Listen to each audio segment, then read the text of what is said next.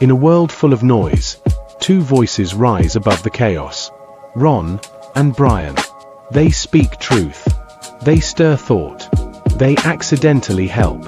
News, nonsense, and necessary self-care. Join the cult of Ron and Brian. Because the work is so important. All right. Good evening, everybody. It is Monday night. It's 8 o'clock on the East Coast, and it is time to do that work with a very special Monday night edition of the Cult of Ron and Brian podcast. I'm Ron, of course, joined by my compatriot no-show Brian over here to my, left on the screen. Brian, how the hell are you tonight? I'm doing good, Ron. I am doing pretty good. It's a rare Monday night that we are recording this episode. We usually do. Are you saying that it's not rare? I mean, it seems to be becoming less rare. Okay, I'll accept that. I will accept that. All right, Janelle mentioning right away, it's a special Monday night for the last 3 weeks. Yeah, well, last week was Monday, wasn't it? I think last week it was. Yes. Yeah. Okay. All right. So maybe I listen. I'm open. I'm open to what everybody says. I like a Sunday night show. Sometimes it's just not feasible. You go away for the weekend. Other things happen. Sure. I'm not a fan of the weeknight episode. I don't like having to, go to work, get out of work, come home, make dinner, and I feel like I'm rushing. I'm constantly, we only have a couple minutes for dinner. Don't tell you whereas on a Sunday, I can take my time, start earlier. I don't feel like I'm in a state of panic, which I normally am. So I like Sunday episodes. If you want to keep it, right.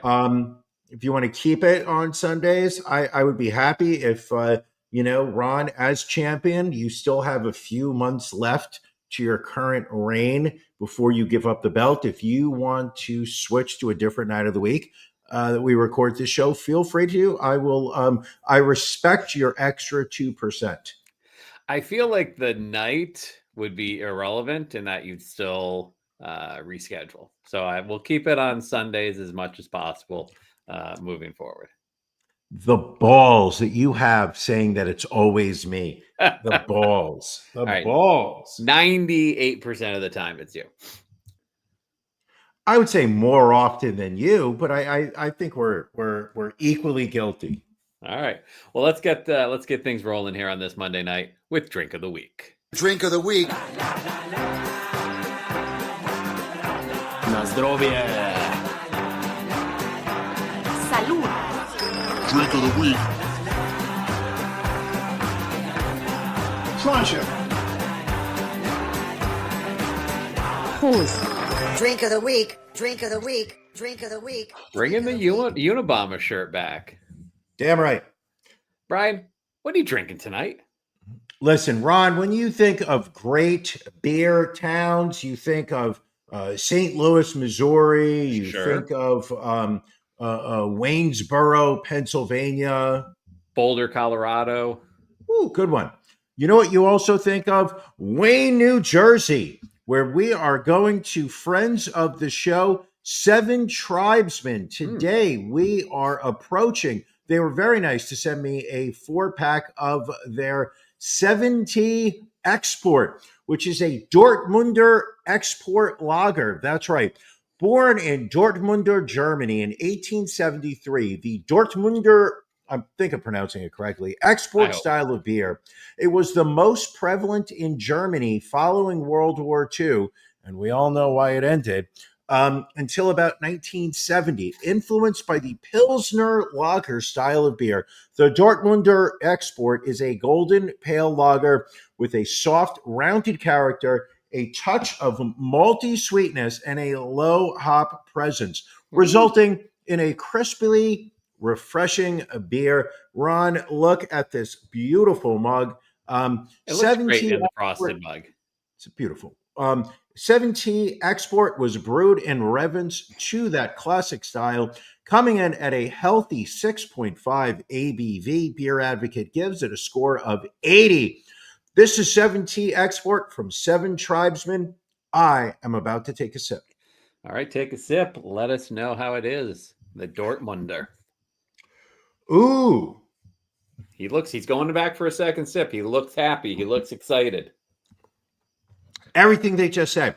I'm not getting the malty sweetness. I am getting a malty, but I would actually describe this as having a bitterness, but not hoppy. It's not the hoppy bitterness that your shit IPAs keep bringing to the table and ruining drink of the week for me. This is a really good beer. 7T Export. All right. We'll put a link up on our social media. Gets the Brian Ron. stamp of approval. Yes. Oh no. This gets one boom. Boom! Ron, may I ask you a Yes. question? Of course, my friend. What are you drinking? So went back to our good friends at Pinter. We've done a few of their beers, and this is a collab they did with Adnams Brewing. They've joined forces to give a modern twist to a coastal classic, Ghost Ship Remixed. Ghost Ship, which is an icon of British beer, was both imagined and inspired by conversations and observations in pubs along the Suffolk coast. Born from local legends, coastal folklore, and the spark of new hop discovery, it quickly became a mainstay, known for its citrus snap and ghostly pale hue. Inspired by the original and prepared for your pinter, malt flavors and citric notes with a blend of hops give this deep golden ale a subtle hint of lemon, coming in at 4.5%. Let's take a look at this. I will say there were some issues in the brewing process. We'll see how this turned out. He takes his first sip. Ooh. It's not great. Oh. There's not a lot of carbonation. It's lacking some carbonation. It's lacking Okay. hoppiness. So this was the first time I did a pinter where you had to add the hopper towards the end of the brewing process. And so I put it in like instructed. I put the cap back in, and most of the hopper leaked out of the back of the pinter. So How do you know? Hold on. How do you know that it was the hopper that leaked out and not beer? because you put it in a special compartment on the back, the plug below your carbonation dial. You undo that. You put Ron, Yeah. Stop right now. You know I don't like to interrupt you when you're doing drink of the week. No, but of if course you're not. telling me that putting a plug into the back, you're trying to explain to me how that works. I know how you put a plug in the back. I know all about it. You're All right. telling me that it's leaking out. You did it wrong. It was It was leaking. base? It was leaking have a a brown flare base, liquid, Ron? Brian. Oh, haven't we all? I mean, that's why you have to do the prep work the day before. If you're going But to I'm not sure why the lack of carbonation. So normally I'm a fan of pinter. This one is a little disappointing. By the way, I'm still waiting for those fuckers to get back to me. A week ago, I sent them a second batch of photos complaining that my pinter doesn't close properly and constantly leaks. They are about to get to my beef of the week. All right, fair enough. In 7 days. I just want a working pinter. I've got 5 batches of beer just sitting there waiting to be used. This is what you do is you just write them back and you say, gents, if I'm not able to get a working pinter, I guess I might just cancel my subscription. Why should I get beers that I can't brew? Yeah. They live by the subscription model, Brian. Okay, that's my next answer. Because I've already paused the subscription. Right. And I said that, and I included that. I said I paused my subscription because what's the point of getting more? Right. Okay, that's my next one. All right. There you go. Or I just, will look for a friend who has 2 pinters and ask if he's willing to give up one of them because he doesn't need 2 pinters. That's just it's just selfish. That's the Elon Musk style of economics, where we have the wealthy hoarding all of the goods. Top and 1% of pinters looking down on the remaining 99% of broken pinters. So you're not happy with your pinter this week? Not this week. No, I may dump this one and start all over again. We'll see. Okay, I don't think it's such a luxury. I'm just worried about the brown. If you're worried about the brown liquid coming out the back end, then we need to talk. We'll call a doctor later. In the meantime, Brian talked about our beefs of the week, so let's get to them.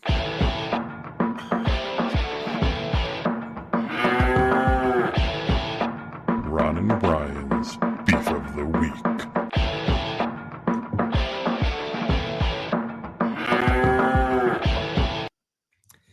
Brian, what's bothering you this week? What's bothering me, and this is something you may have hinted upon at some time, I'm not sure, but I experienced it yesterday, and it is my beef of the week. It is restaurants that have given up. It is clear that they are going to be closing soon.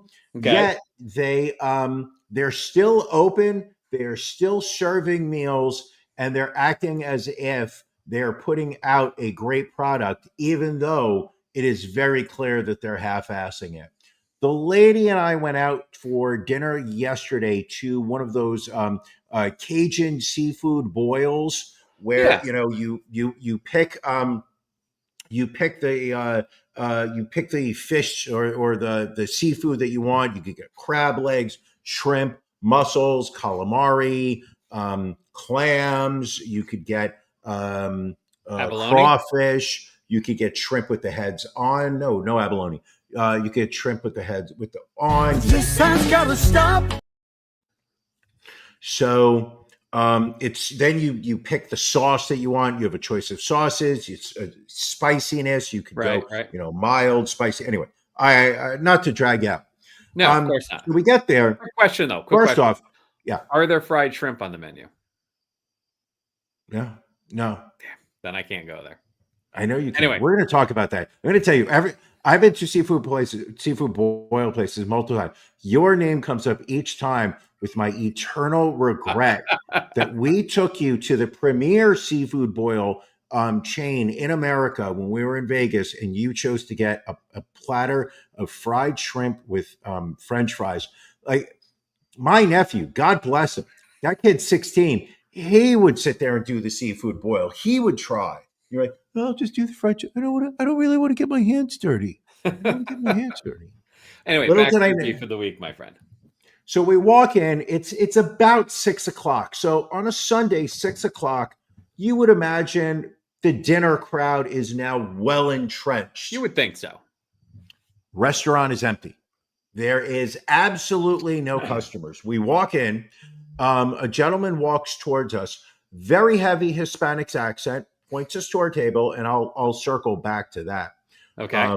Because I don't want to come across like I'm not welcoming of immigrants, but this was part of this place is given up. So we he points us to a table. We sit down. The fact that they're hiring immigrants means they've given up? No. Work with me. I'll get to it. I may need to roll back. You may need to backtrack a little bit at times. Yeah, I get it. So he gives us menus. We're looking at it, trying to figure out what we want. My lady says, "Hey, can you get me a Diet Coke?" I'm like, sure, not a problem. So the guy comes over. I'm like, can we get 2 Diet Cokes? And he goes, Coke.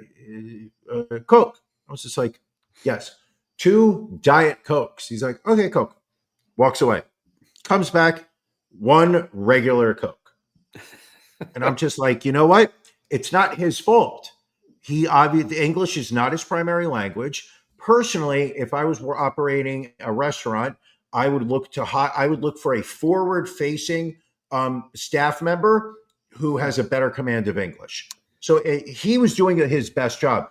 I used some of my broken Spanish. We were able to communicate throughout the meal. You were able to tell him where your biblioteca was. ¿Dónde está el baño? Yo quiero uno jugo de naranja. So I said to the kid, I was like, oh, no. 2 Diet Cokes. And he's like, no Diet Coke. I'm like, how do you not have a Diet Coke in today's age? So I said to the lady, I'm like, I'll take the regular Coke. What else would you like? So she's looking at the menu, and they have some kind of like peach lychee aid, like a homemade fruit like beverage. So she's like, "Oh, I'll take this one." Yeah, that sounds very tasty, actually. Right? I as soon as she mentioned it, I was just like, "Oh, I'm going to take a sip of that." point to it on the menu because now I realize we're going to have to navigate ordering. This is gonna be a little bit of work here. So I At point to least the you didn't menu. do that thing where you just say it louder, as if that's peach, lychee. What part of it don't you understand? No. So I pointed at it and I was like, Este, Este. And he goes like this. No. And I'm like, you don't have that either. No. And I was like, okay. Then they had a different one. Then they had a different lychee aid with no peach in it. I pointed to that and I was like, es posible? And he goes like, no tienes. And now I start going out of my mind. Not because I'm using my 4 years of Spanish knowledge. Thank you, Mrs. Whatever her name was. I forgot already, but she tortured me with my lack of ability to conjugate verbs. So then finally, I pointed to the beverage and I was like, what do you have? And he pointed to the Coke, he pointed to ginger ale, and he pointed to seltzer. That was the beverages. So fucking A, Billy. He's not wrong. He's not wrong. We're at the 16-minute mark. I could do another 34. And then just call it a Ron episode. So then we to make a long story short. Really? Is that what we're doing at this point? But now we start pointing out the different types of seafood that we want, and they're out of half of the items that we pointed there. She then, my lady points out to me that there's this big sign on the wall that says live lobsters, gigantic tanks underneath it, empty. Not even lobsters, there's no water. Like, it's very clear that this place has given up. And she even said multiple times, this place is going up, this place is going up. Just close. It's like either putting your effort and then be like, all right, guys, tomorrow, like Friday's going to be our last day. We're going to close. But just don't sit there and have me walk in thinking, oh, I'm going to get to pick from the menu. Right. And 3/4 of the things that are listed on the menu, you're no longer offering. At least, on your computer, print out like a truncated menu. Like if you only have a handful of things, just print it out in Word. Like you don't have to get all fancy. Oh, here, folks, here's all we have tonight. Correct. And we would have done that. Besides that, the food was lousy. So we're never going back there again. I think it was like Cajun Cameron in Fort Lee. Avoid it, people. All right. That's my beef of the week. If you're going to open a restaurant and you're going to have me walk in and you're going to have me pay full price, then don't put a half-ass effort. Do the work. Do the work. Why should we do the work, Ron? Why should we do the work? Work is so important. God damn. The work is so important. Get a pint glass. Ron. Yes. What's bothering you this week? So my beef this week, Brian, Friday night, driving my wife down to Philadelphia. She was going to have dinner with some work friends. That's not my beef. I've done it before. Not my favorite thing to do, but I will do it because, of the love I have in my heart. Driving her to dinner or having dinner with work friends? Driving her. I do that for the love. So we're driving down Broad Street because that time, it's rush hour. You don't want to be on 95. You don't want to be on 76. You don't want to be on 676. You don't want to be on the blue route. So we're on Broad Street and we're going down. And all of a sudden I see and hear sirens. And I look in the rearview mirror and I can see like a few blocks back. Couldn't tell if it was police, ambulance, fire, whatever. But they're coming. They're coming in hot. And I'm like, well, maybe they'll turn off before they get down this far. But they don't. And everybody's, if you've been on Broad Street, it's two lane roads next to each other. So everyone's like pulling up on sidewalks to like let these police go. And it turns out they were police. You want to know what the police were doing, Brian? They were giving an escort to a Temple athletics bus to get to the university. Was it the track and field team? I mean, Temple's always had traditionally a good time. I'm not sure. Football's terrible. I think it may have been the football team who then went on to lose 38-3 to Oklahoma. Not sure. In my mind, I'm thinking to myself, there is no athletic team at Temple University worth disrupting people's traffic for. Sure. Oh, God forbid you're put out of your way because some student athlete who is just trying to be their best does not want to be late to a meet. Oh, hold on. Let me try that. Oh, woe is you. Some poor immigrant just trying to make their ends meet can't say, sorry, sir, we don't have Diet Coke, so I'm going to call ICE on them. Sorry. No, you didn't want to mention that part. I forgot you didn't want to mention that part. I did not. That's rude. So that's my beef for the week, Brian. You can like it, you cannot like it. It is what it is. Oh, I feel like you're complaining because you were a couple of minutes late to your destination, and that's your beef. Tell me if I'm Brian, wrong. Tell me if I'm wrong. You're like, oh, I'm a little late. How is it you're still completely red? I don't know. I'm thinking it's the light. You're red. You're glistening. Do I still look red? A little bit, yeah. Especially when you lean down, the nose looks red. You got the light doesn't do much for you. That's a little bit better. What are you playing with your ring light? Now you just look demonic. I'm gonna do the show like this, Ron. That could be the Halloween episode. You just turn the lights off. Let's do that. That would be awesome. Hold on, let me get this light. All right. Sorry. Well, let's move. You know what it is? I think I'm just warm. I think I'm right. warm in here. I'm going to put my air conditioner up a little bit. Ron, take the helm for a little bit.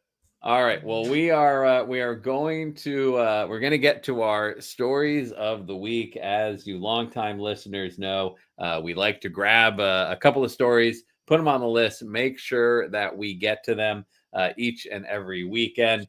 Brian, as you cool off your office, what is your story of the week this week? Listen, everybody knows, longtime fans of the show understand that, I use this portion of the show to basically try to use it as my own public advocate role to issue warnings, to let people know about some of the dangers, the hazards there are to life itself. This week, I'm going to do a 180 and point out something that is good in the world that we need to focus more on, and something that you, Ron, as a hotel executive, need to think about incorporating into your company's guest accommodations. All right. We start off with a story in Wuhan, China. Really? A hotel in central China is going viral for its unusual pet sleep accompanying service, letting guests pay to have a dog stay with them for the night, with compensation if on offer if the dog bites them. I'm not even going to pronounce this. The Phoenix Hotel in Wuhan in the Hubei province. I am going to try this. It's the Biguiwan. She's gonna beat the shit out of me. That's about as good as you're gonna get, I think. Biguiwan. Phoenix Hotel launched the service in July. Guests can book a pet-themed room for around $70 US, and after signing an agreement, choose from 10 friendly dog breeds, including Golden Retrievers, Huskies, and West Highland Terriers. Some of the dogs are raised by the hotel staff themselves. Others are coming from professional pet training institutions. All the dogs are vaccinated, health checked, and trained before being employed as overnight companions. The hotel even joked that the furry staff members are paid the equivalent of $14 a day. So far, it has been a hit. Over 80 people have tried the service, and without any complaints. One family from the Shandong province said the experience was the highlight of their trip, with their child beaming while walking the dog through the hotel garden. Ron, this is the type of thing that we need to give to America. Americans need this. We need to be able to look at those furry faces, Brian. How could you not love them? How many times have we talked about it? You are on the road for business. You are in some hotel in some bizarre town like Springfield, Massachusetts, Rochester, Syracuse, Albany, Morgantown. We did a whole Can You Beat Ron a couple months back on some of the lovely places that you get to visit. How awesome would your stay be if for $14 you were allowed to choose from a selection of friendly dogs to spend the evening with you in your room? Obviously, if you want to have sex with them, that's going to be extra. Feel like you shouldn't do that. Legally, you should definitely not do that. Ron, how awesome would that be? Was that something you would sign up for? Are we talking about just having the dogs in there without the Just animal no sex? sex. Yeah, Absolutely no, I no think that'd animal be. I sex mean, whatsoever. listen, I know my wife would be on board, especially like if you get like a corgi or a pug, Sure. like that would be like her dream hotel. Ron, we understand that she would just move into the hotel. We understand she More would than move out.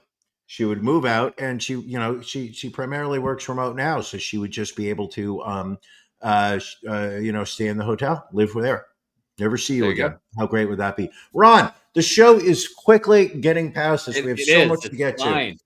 What is Uh, your story of the week? So my story this week is about a Miami man who was accused of running over a woman with his car after a dispute.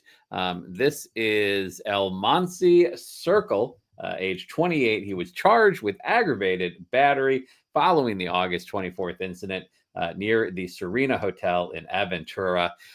Brian, would you like to know what happened here? Of course. So it's, I guess you could say it's a story of love gone wrong. Circle and the victim, they met on a dating app and shortly after agreed to meet in person at his hotel room. Circle told the victim, who told investigators that she was a foot model, that he wanted to smell her feet and buy her used sneakers. The victim told Circle that it would cost $1,000, but Circle did not agree to the cost. When the victim used the restroom, she heard Circle run out of the room. She ran after him, thinking that he had stolen something from her. She caught up with him in the parking garage of the hotel, where he drove by her in a Mercedes SUV. He passed her, then did a three-point turn and ran her over before driving away. The victim suffered road rash and bruising. There was a judge found probable cause for the charges, and Circle was issued a $3,000 bond and told to stay away from the victim. Jesus, Ron. I mean, that price seems exorbitant to me. It Normally, does. how much do you pay when you are buying used socks off of foot models in I mean, I hotels? can't say that I've ever really made that purchase. Not a thing of mine. Sure about that? Sure, very sure. Listen, before the show gets completely away from us, we better make sure to make our NFL locks of the week.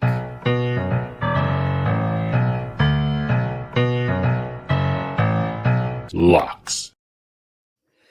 Brian, I know it should go without saying, but kudos to you for your picks going 2-0. These games weren't even close. You took Green Bay -3 versus Washington. They won by 8, 27-19. And then you took Buffalo -8.5 at the Jets. Jets didn't put up much of a fight, losing 30-10. So putting you to 4-0 on the season. Kudos. Let me quick round of applause for you here. Listen, that was it. Listen, after week one, I knew the Packers looked incredibly strong. I knew the Jets looked very weak, and Buffalo Bills with Ethan Allen as their quarterback. I know that he is on just a Hall of Fame career type performance this year. So 2-0, not surprising to me. However, if I may pause for a moment, take a time out from patting myself on the back, I would like to point out, you live on the dangerous side. You like to play things close. You do not like any type of, a safety belt. You don't like training wheels. You are on the edge, living on the edge. No, that's where you get the rush. I said to you, Ron, last week, what are your picks? And you said, Brian, I'm going to pick the games that are going to be a half point away from the actual score. That's how good Vegas's lines are. That's how I'm going to make my picks. You saw the Cowboys were laying 3.5 over the Giants. You sat there and said, oh, I like the Cowboys, but I think they're only going to win by 3. Cowboys 40-37 in overtime. Boom. Then you saw the Cardinals from Arizona, 4.5 points over the Panthers. You sat there and said, Panthers, I barely know her. You were like, give me the Arizona Cardinals. I bet you they win by 5. Cardinals, final score 27-22. Ron, combined between the two, you're 2-0 again, both games by a half point. The real question is, how do you do it? Listen, it was I sweated both ones out, but I'm just happy to still be on the side of perfect and ready to give my locks of the week this week. Let's hear them. All right, I like Green Bay. I'm stealing a pick from you this week. Green Bay -7.5 at Cleveland, and Tampa Bay -5.5 versus the Jets. Brian, who do you like this upcoming weekend? Listen, the Buffalo Bills look so good against the Jets. They've got an easy opponent, the 0-2 Dolphins next week. The line is 10. I say the Bills win by at least 20. Bills -10 over the Dolphins. Also, Indianapolis -1.5 on the road over the Titans. I think that is not necessarily would I empty out my 401k to put on that game, but it's a lock.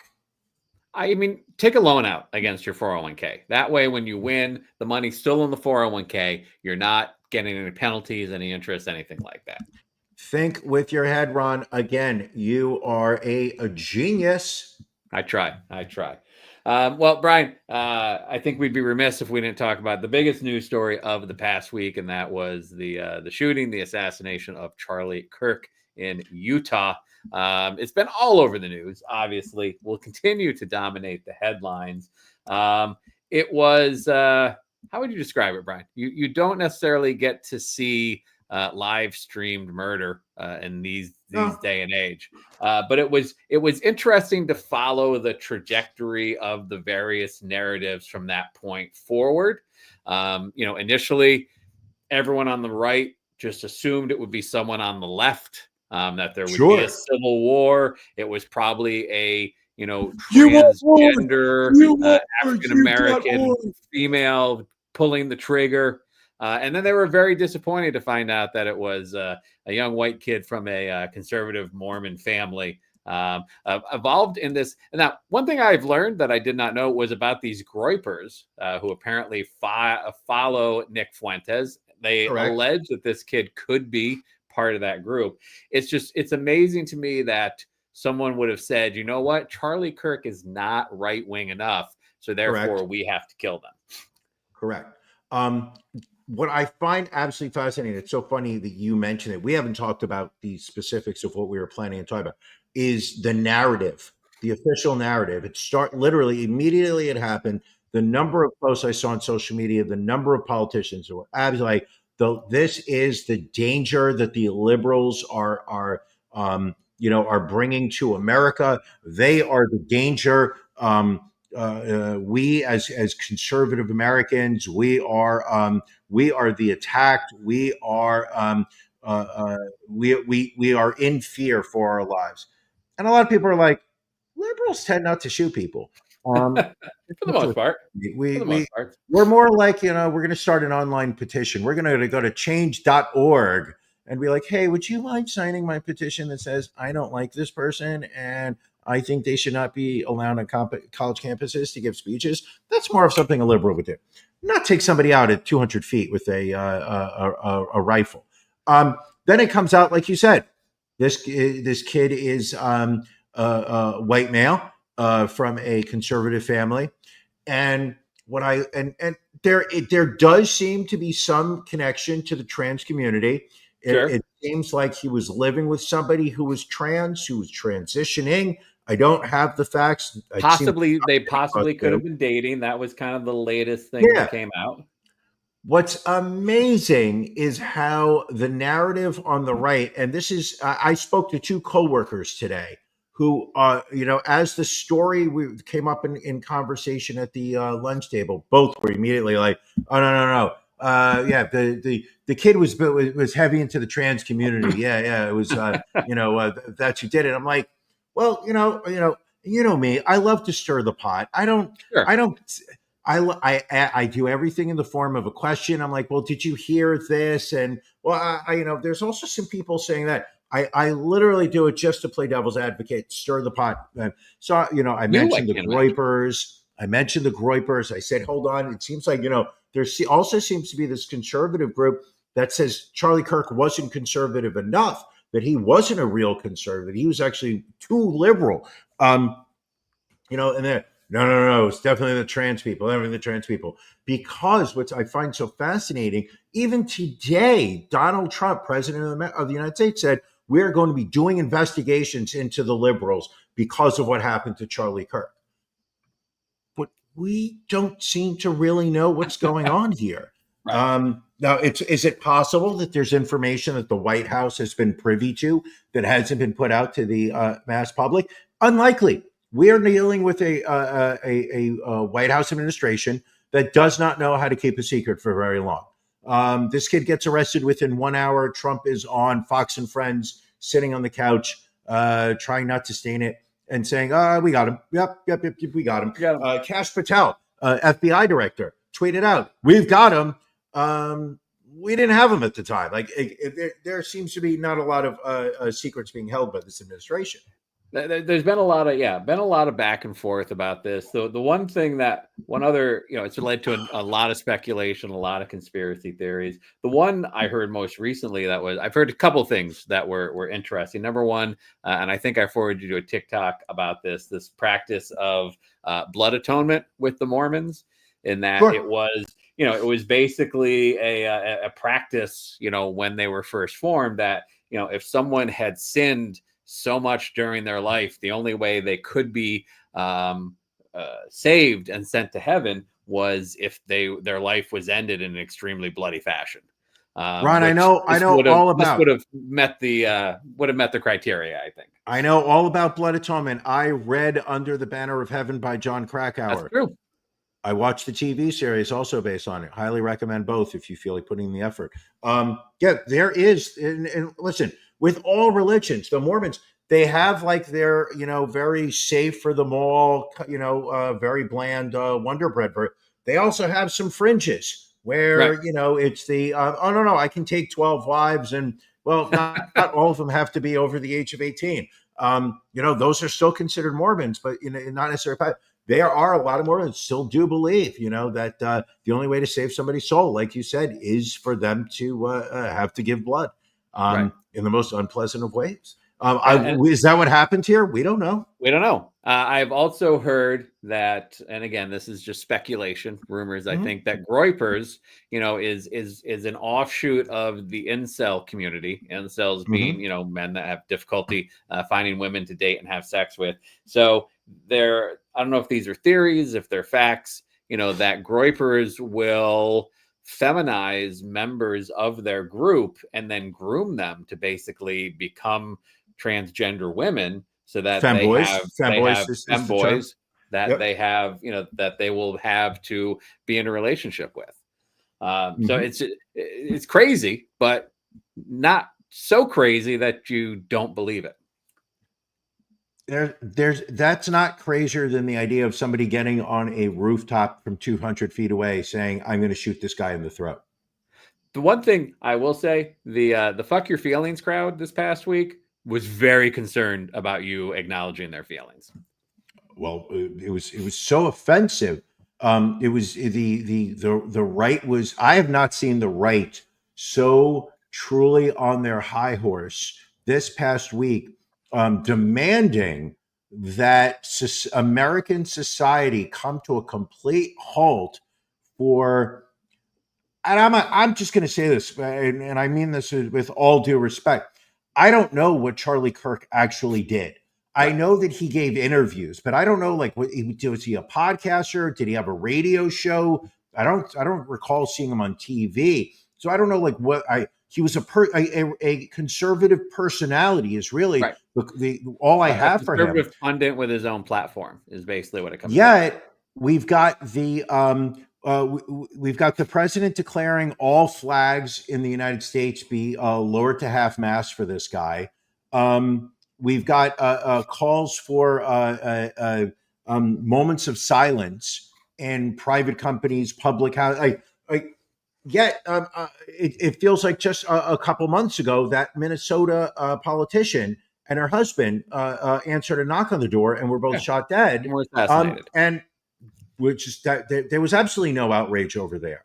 And credit to ABC News. They actually asked him about that today as to why, when that happened, he didn't have and he was like, oh, well, if the governor had reached out to me, that's all. Just someone has to reach out to me. It was literally Who reached out to him about? It was literally within minutes of Charlie Kirk being, Sure. pronounced dead that he was like, no, we should lower so it's just the usual nonsense. Yes, Trump, the one who gave the word that he was dead. We all learned it from Trump's post on Truth Social. Of course, where do you go, Brian, when it's time to really have a heart-to-heart about incidents like Charlie Kirk? That's right. You go to your local neighborhood Facebook page, Brian. How excited was I when I went to Elkins Park Happenings and saw somebody asking about a candlelight vigil for Charlie Kirk. Jay Underwood, don't know him, but lives in my neighborhood. Friends, my heart is heavy with the news of Charlie Kirk's tragic passing. In times like these, we need peace, not hate. Does anyone know if a candlelight vigil is being planned in our community? If so, can you please share the details? So I was like, I got to get these screenshots right away because this post is not long for this world. You get this one woman said, this guy who listed the meme that went around about all the really horrible things that Charlie Kirk said in his lifetime. Then you got Katie Brutton. I don't condone any kind of violence, but no one deserves to be murdered. But his children shouldn't be mourning the loss of their father. Charlie K was a blatant racist, among other things, and not a decent human being. John Madden, back from the dead, former coach of the Raiders. Clearly, it's one of two options. Number one, you somehow don't know who Charlie Kirk was and the hate he spewed, which is counter to your claim you knew who he was. Or number two, you know he is a hate monger and you are trying to stir up anger and loathing in this group, which goes against your claims of love and light. So which is it? I will wait. ... Then who was this? I got to take this banner down for a second. You guys allow anonymous members to post? So this group does. So the Chipmunks of Cheltenham said, what about a candlelight vigil for the kids that have been killed in the recent school shootings? To which the original Jay Underwood, in a massive passive aggressiveness, says, that's such a heartfelt and important point. The loss of those children is beyond tragic, and they absolutely deserve to be remembered and honored too. And then hitting it at the end with, is this something you are willing to help organize? Just complete fucking. Got to give him credit. Got to give him credit on that. That's a good, spinning it word salad. I like this. This guy's learning. So can we also talk about who the Chipmunks of Cheltenham is? Like, is this like a band? That is another anonymous. That's another anonymous post. And apparently you can be anonymous, but give yourself like a certain name as well. All righty. Okay. So now, after this comment, the entire post gets taken down. The moderators of the Elkins Park Happenings group. So then the next one to pop up is Thomas Hazlitt is like, I saw something about a vigil. Can't comment or see any comments. Was it taken down? So I was so excited again because Thomas knew what he was doing. This is gonna continue. So Art Gordon says, cancel this group then. I am out. Which apparently Eden Cohen was very happy that Art was going to be leaving the group. Sure. Claire Hurley Noyes is the vigil for all victims of political violence, asking for Paul Pelosi, Governor Whitner, Mark and Melissa Hortman, Governor Shapiro, and family. Like, we forget that somebody was going to kidnap Governor Whitmer. They set Governor Shapiro's house on fire while he and his family slept. I forgot about that dude. Yeah, yes. They tried to burn his house down. Yeah, exactly. While they were in it. Yeah. Then Joe Hauser coming to Charlie's defense. Anyone who invests a modicum of time, say 30 minutes, actually watching any of Charlie Kirk's debate videos cannot honestly believe the awful things said about him. It's all lies repeated in ugly echo chambers by hate-filled people who flatter themselves that they're tolerant. To which Mark Schaefer responds, the worst things said about him are his own quotes within context, which that's is true. Actually really good. Yeah. Bridget MacArthur Thompson post, this is all I need to know exactly this is all I need to see to know exactly what he was. Nothing anyone said about him, his own words. And this was a photo of Charlie when he said, "We know that Black women do not have brain processing power to be otherwise be taken really seriously. You had to go steal a white person's slot to go be taken somewhat seriously." So then Thomas is like, "Well, Bridget, please find an actual video of him saying this, not just text someone put on a picture. I'm not trying to stir up a hornet's nest with this comment, but it's not factual." To which Bobby Penniman was like, "Hey, Tom, here's the Instagram video where he said this exact quote. But Tom, bless. I just posted it. It took less than 3 minutes to find it." Then Bobby posted again. "Well, Tom, did you watch it? Facts matter, don't they?" Classic stuff. So Casey, Tom doesn't reply to that, I bet. Tom does not reply to that. Casey's the wrong kind of political. Democratic stuff is fine to post and share, which is true. I will say the moderators of Elkins Park Happenings do have a fairly left lean. There's Tom, though, again. Casey, we all saw the rallying for protests a few months ago that never got taken down. You're exactly right. Almost sure comments will be gone for this post shortly as well, which was true. This post is now gone. So Eden Cohen hops back in. "Tom, here's an idea. Start a private Facebook group called Poor Oppressed White Guys of Elkins Park Unite. You'll be the mod and you can run it the way you want. You and your buds can clear out of this group and never feel oppressed again." Great point. Absolutely great point. So then Lizzie Carr, who apparently is an admin, hops in. "Casey, if you don't like this group, you are welcome to mosey on out. The door is always open. You will not be missed." To which Casey said, "So now stating facts mean I do not like the group and you tell me to leave? You probably have a big hate has no home sign on your lawn also, don't you?" Which is a Brian comment that he often makes to me because I do have some of those signs. You had that sign on your lawn the very first time I visited your house. To which Lizzie responds to Casey, "Not your concern what I have at my home." Then another gentleman who was part of the group at the time, Kevin, says, "Lizzie, or instead of only catering to one side of the line, you either let both sides have the freedom to post or no one at all." So Lizzie responded back, "Kevin, it's a private page, and if you don't like the way we run it, you can leave. At almost 12,000, 3 whiners won't be missed. It's our rules, not yours or your leader." And Kevin apparently left. That's why his little cross next to his name there. Okay. And then Sarah Reed was like, "He posted asking the community was having a vigil for Charlie Kirk, and quickly the post was taken down by admins." Now, I feel like this was just Sarah being like, someone asked, like, I think she thought the original poster was like sincere about what happened with the post instead of just shit posting. I think she actually was like, "Yeah, something got posted. The admins took it." Well, here comes Lizzie firing in. "Sarah Reed, if you don't like the way we conduct our private group, you can leave. No one asked you to be here." I love this. This is better than the whole debate on Charlie Kirk. I love this. Thomas Hasler comes in. "Well, I have a response, but if I say how I feel, I'll probably be silenced." And then Eden Cohen popping in again. "Poor oppressed white guys." Sure. It really is, nothing makes me feel worse about our country than neighborhood Facebook pages. But they're so entertaining. And to me, it really is a mirror to the American society of, we want to be able to complain about things. Right. We want everybody in the world to stop what they're doing, to listen to what we have to say. If they don't give us the response that we want them to, they come to they get mad, right? Will try to shout us down, and then start making personal attacks on us. And then if somebody makes a counterpoint, it's you don't know what you're talking about. Right. And then when you come back and be like, "No, actually, I do know what I'm talking about. Here's a fact." Suddenly, it's just like, "Oh, that's a lie. They took our jobs." Brian, speaking of President Trump, you and he were hanging out earlier this week in the suite level of Yankee Stadium on 9/11. Tell us about yet another trip of yours to the hallowed ground of Yankee Stadium. Listen, this week I got an invite from a friend that was just purely coincidental to the president coming to Yankee Stadium. Buddy of mine reached out and said that he had been invited to a suite at Yankee Stadium. I've never sat in a suite. There was no way I was going to turn this down.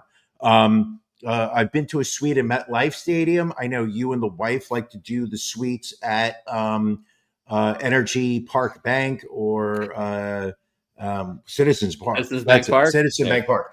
I was so close, Ron. I was so close. Yeah, but I've never been to a suite at Yankee Stadium. The old stadium, new, whatever. So I was just like, I'm going. So the Sunday beforehand was the U.S. Open. Donald Trump was in town. Decided he wanted to attend the men's final. Caused such security gridlock. People having to go through security checkpoints, whatnot. People were late by hours getting into the Arthur Ashe Stadium. So I was very concerned. Once Donald Trump later on in the week announced that he was going to come back to New York, spend September 11th here in New York City to commemorate the 24th anniversary of the worst day in American history since Pearl Harbor. So he said, and he announced, I'm going to come to New York and I'm going to the Yankee game. Right off the bat, I'm like, holy shit, I'm going to be at Yankee Stadium when Donald Trump will be at Yankee Stadium.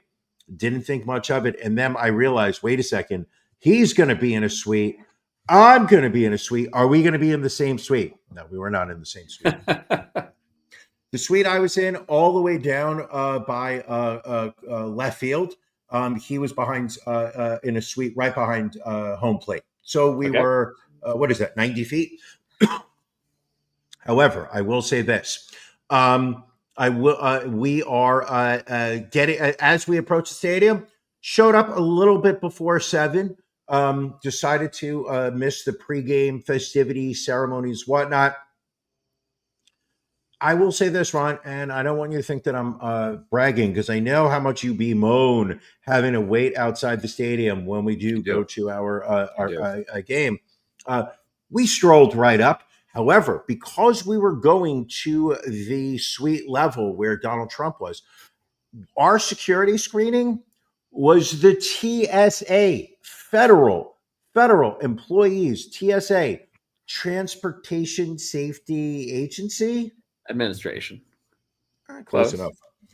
These guys were opening up my Apple AirPods, literally opened up the case, tapped my phone to make sure that it turned on, opened up my wallet to make sure that I had credit cards and there were no weapons. Like this was, didn't do the finger like I always get when I'm going through Newark Airport. Right. Didn't get the finger in there. Great. So there's definitely enhanced security there for the day. We had to take a convoluted way to get to our suite because the elevator bank that was closest to where Donald Trump was available only to him. So everybody had to walk around and then come back. Being in the suite, I'm going to say this. Lovely. Food, not great. Same fucking chicken tenders and hot dogs that you get everywhere. They had, buckets of popcorn and it really wasn't much different. You know what they did have? Ron Guidry. Oh, that's right. You met Louisiana Lightning. Guidry. I walk in. And you know me, I'm a little socially awkward until I have about 2 drinks in me. So I walk in, my buddy sees his, a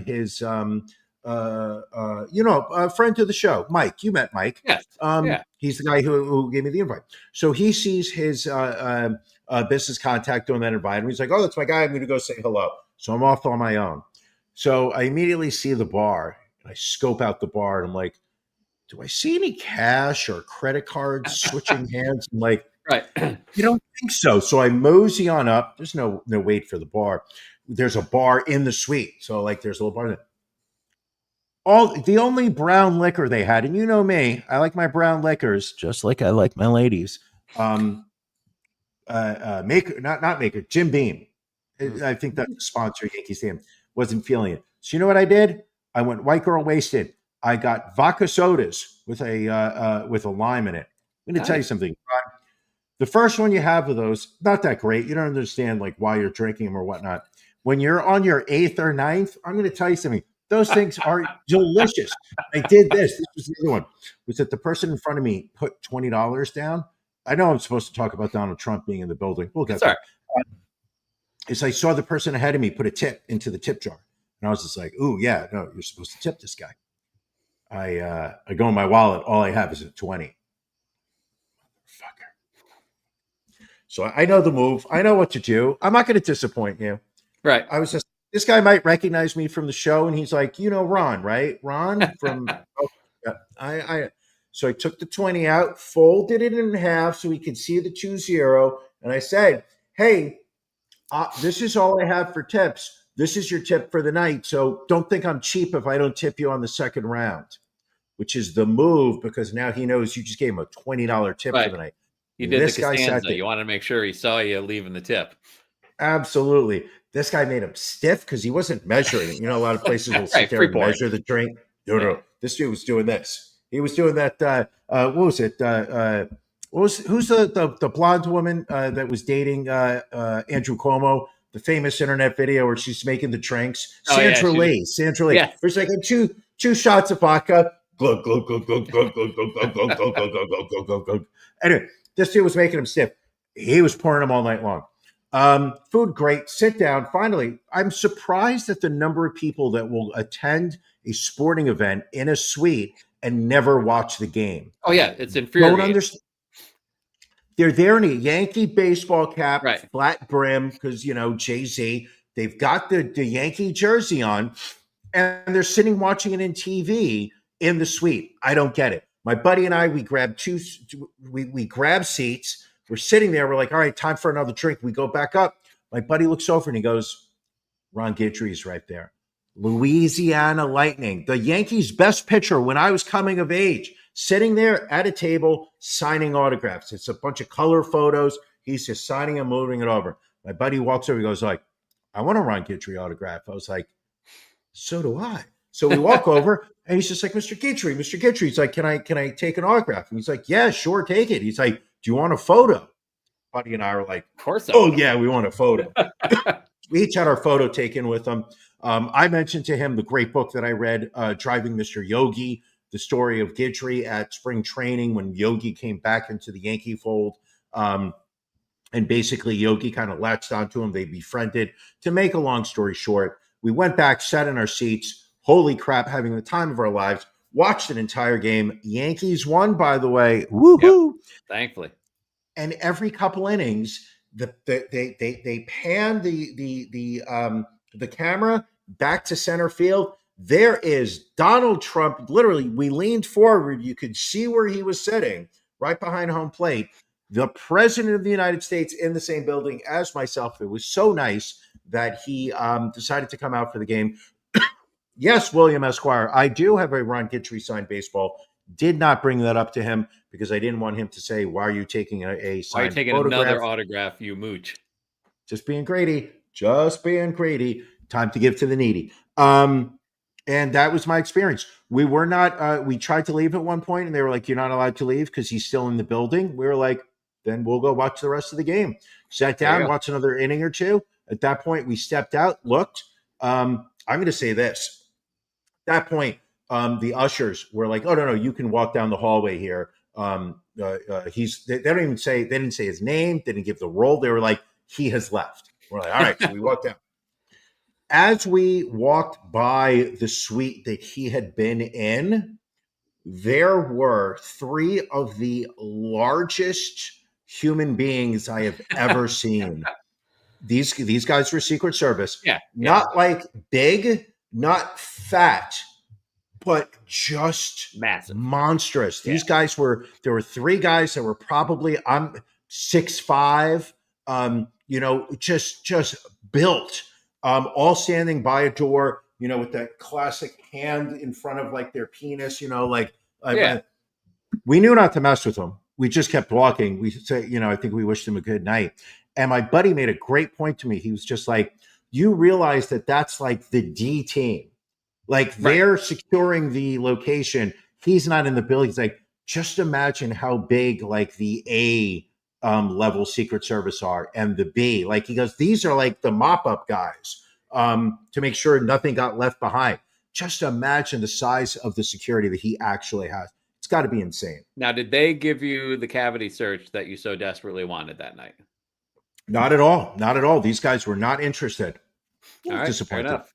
A little disappointed. Quick question for you before we run out of time here, Brian. Sure. What are you watching? Okay. We spoke about it at the beginning of this week. We said the speaking of baseball, the Charlie Sheen documentary on Netflix was assigned viewing for both you and I. Ron, Yes. did you also watch it? I did, yes. Watch both episodes. I really enjoyed it. It was fascinating. There's no other word for it. He is, he is of our generation. His career kind of, blew up around the time when we were mature enough to know exactly what, a Hollywood star was like. Ferris Bueller, he was in Wall Street. What was Young Guns? He was in. I know I'm forgetting something. I mean, Platoon. Platoon wins Best Picture. I mean, that just skyrockets him. But he is, and then he transitions over to a career in television. He did Spin City, replacing Michael J. Fox in Shake City. Then he was also in Red Dawn, another great flick of good one, Red Dawn, absolutely. So, and then obviously he has the epic drug problem. Yeah. Obviously, I don't know the man. I don't know what he's been through. All I can do is just say that I've been exposed to what has been put out there throughout his lifetime. He seems to have absolutely had a major drug problem in an industry of people who have drug problems.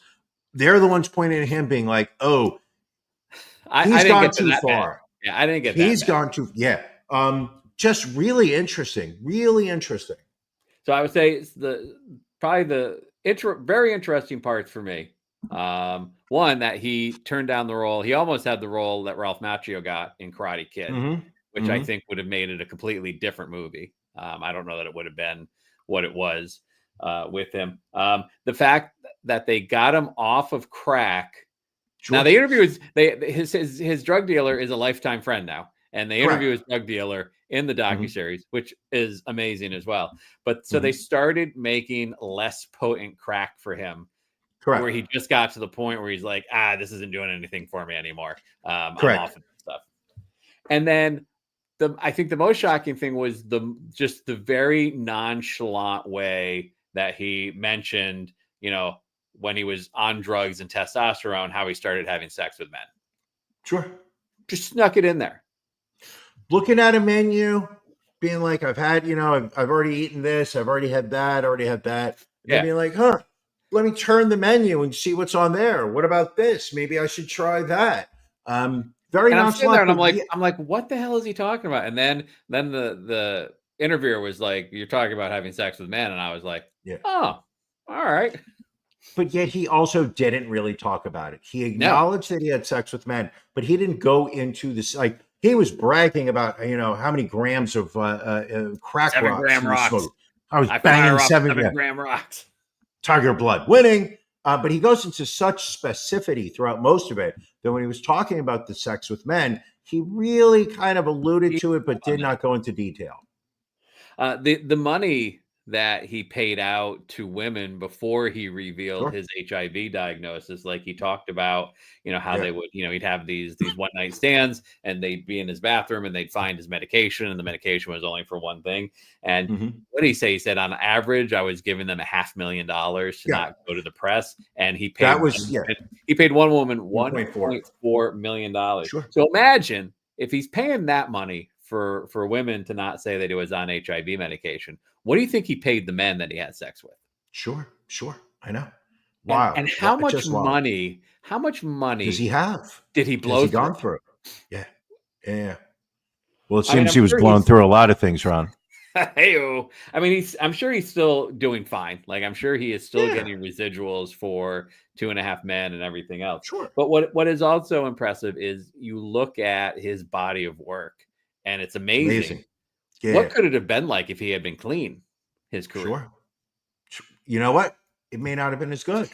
You He may raise a not valid have had point. that energy or that fight, to reach the emotional depths that you had to be a convincing actor. But I think, it's very surprising, given what he was like in like 2012 and 2013. The fact that he's still alive in 2025, I think Utterly nobody amazing. would have put money on that. And we're happy for him. Yeah. I mean, like, God bless him, like everything he's been through. And like they interview so many different people who are in his life at different times. Yeah. There's one scene with Sean Penn, who was interviewed for this, who just sits there and goes, listen, his biology has to be different Yeah. His because physiology is different than anybody on the planet. what he's put his body through, other people's body has collapsed under way less.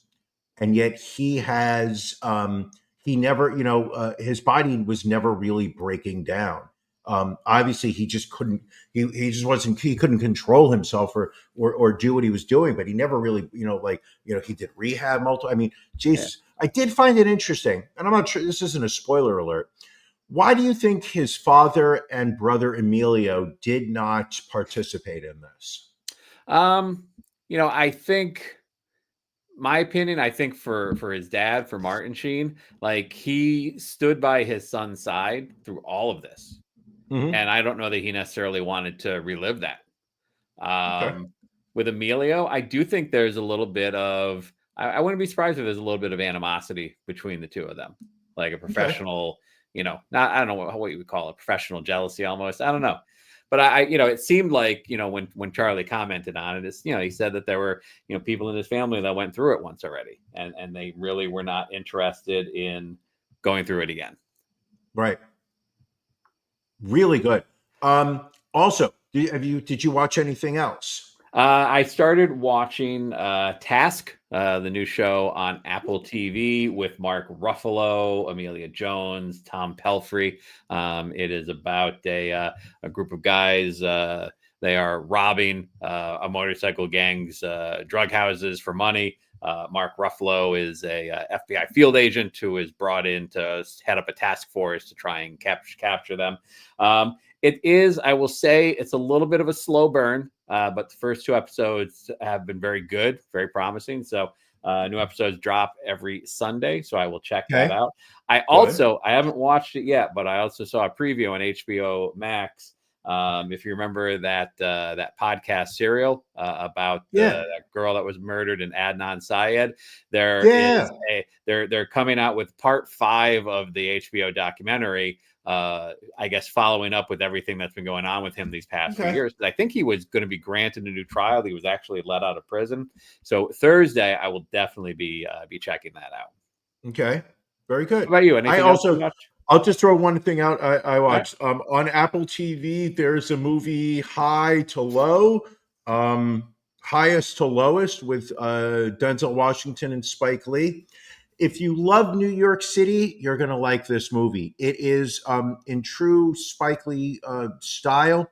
The backdrop of this movie, New York City, cinematically, visually stunning. Anybody watching this is going to be like, I want to go move to New York. I want to live in New York. This looks like an amazing place to live. And yet you moved away. Well, it was the DEI prosecutors who became woke and decided not to enforce prison sentences. Not a great plot, not a great story. It is Denzel plays like a Diddy-esque music producer who's over the hill trying to get his career back. His kid gets kidnapped, and then it's zigzags and zigzags.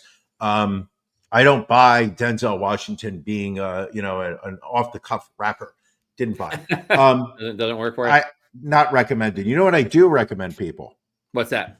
Joining our Patreon. Oh, that is so correct. Go to our website, Ron. Yes. Go to our website, cultofronandbrian.com. Click the link in the upper corner that says Patreon. Become a patron. Join the movement. Why? Right off the bat, it helps cover the costs of this show. This show is not free. Ron and I, we've always said at least an hour every week is going to be free for everyone. If you're in Namibia right now with an internet connection, you can watch The Cult of Ron and Brian and never have to pay additional penny. So how do we do that? We go out of our pockets. How do we offset that? Our Patreon. Patreon. Help the show. For as little as $5 a month, you get something that we do only for our Patreon subscribers. We do something called After Dark. Right after the show, we take a break. Ron walks the dog. I train the lizard. Then we come back. We do a show called After Dark. These are stories that do not belong in front of the general public. We put that behind the paywall. Maybe they're a little sexy. Maybe they're a little spicy. Salacious, perhaps. $5 a month gets you the audio feed of that show. However, with a silver level subscription, for $10 a month, you get a link every week that takes you to the live stream. Just like people are watching this live, commenting and whatnot, you get the same access to our After Dark. Then we have tiers more that go higher and higher, additional levels of access to the show, invites to Ron's annual July 4th barbecue. You get swag. I believe even Ron, you said that I believe it was the titanium level. Maybe you name your next dog after the members. And we know, Ron, you're going to have multiple dogs. Your wife loves dogs. It's going to be a pug next one. Watch my words. Join the Patreon. Less than a cup of coffee. You could really do support the show, help us out. And we're not pocketing this money. We're putting it back into the show. It's going back into making this show better for everybody. All right, Brian. Well, this has been another spectacular episode. Why don't we wrap this up? Get ready for that After Dark you were talking about. Anything else you want to say to the people before we head out today? Love you all. All right. Love you too, my friends. We will catch you all next week. Thank you for joining us for the latest episode of The Cult of Ron and Brian. A non-tax deductible contribution can be made by subscribing to our Patreon. Visit cultofronandbrian.com and click on Become a Patron. We'll see you again next week.